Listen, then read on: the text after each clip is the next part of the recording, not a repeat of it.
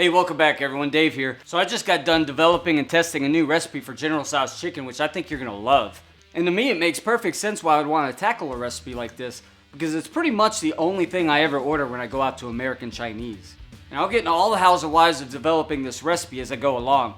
I'm gonna begin with the chicken, but first, it needs a marinade. And for that, I need a bottle of Shao Xing wine. And I picked up this at my local Asian mart. It's a Chinese cooking wine made from rice and wheat that gives this dish its unique flavoring and can't really be replicated with any other ingredient. And while dry sherry comes close, it's kind of lacking in the depth that this wine offers. So I begin with 3 ounces of it. Then, 1 teaspoon of soy sauce, 1 teaspoon of rice wine vinegar for acidity, half teaspoon of sambal for a spicy kick, half a teaspoon of sesame oil, half teaspoon of vegetable oil, and a half teaspoon of minced ginger. I use a whisk to incorporate everything and then set it aside to prepare my chicken.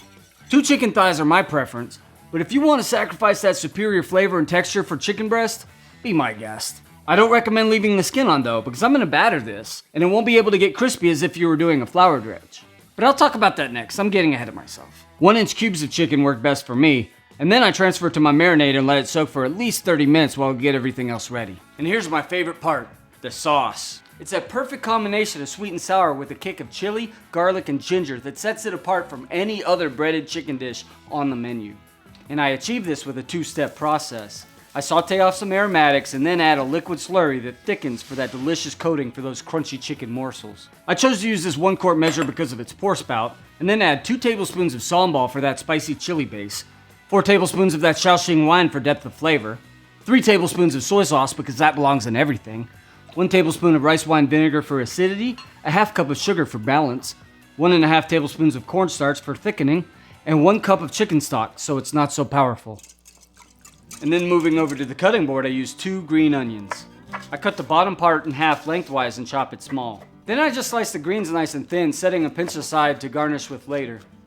And I chose to mince my garlic and ginger versus the typical microplane because I wanted a little bit of extra texture in the sauce. But it won't really affect the flavor at all if you decide not to.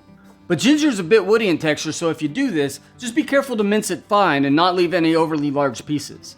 To build this sauce, I start with 1 tablespoon of vegetable oil in a saute pan over medium heat. Add 1 teaspoon of garlic and 1 teaspoon of ginger.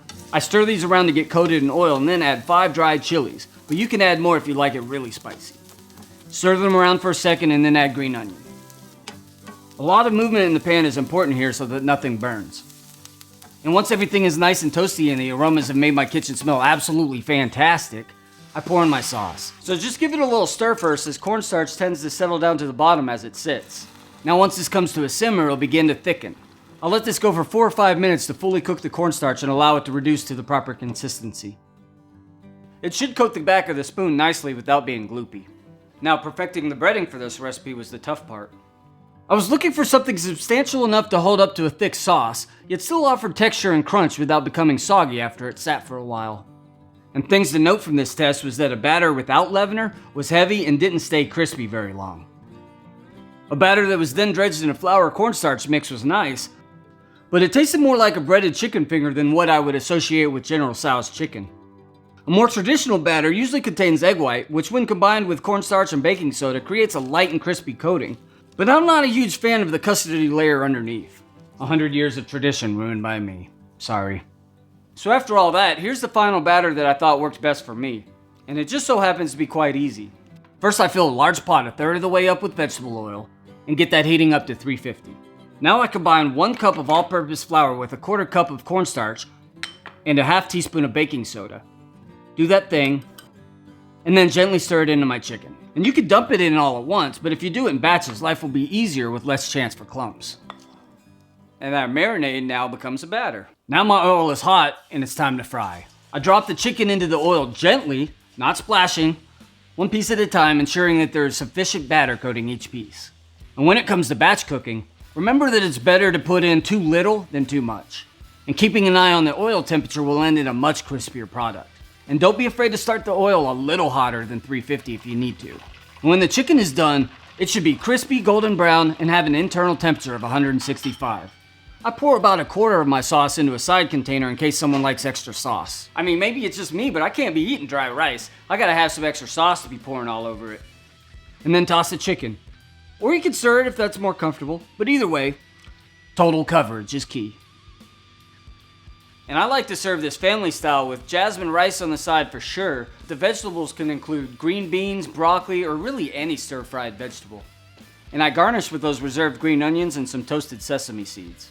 And there you have it, my version of General Tso's chicken. It's crunchy, flavorful, and better than any version of it you'll ever find on a Chinese buffet. If you enjoyed this video and you'd like to see more content like it, be sure to subscribe. And I'd like you to know this. Hitting the like button on all my videos will help them to be suggested to more viewers just like you. So please do that, and I'll see you next week. But for now, I've got some chicken to eat. Who am I kidding? I've already ate all of it. It never stood a chance. Now I need a nap.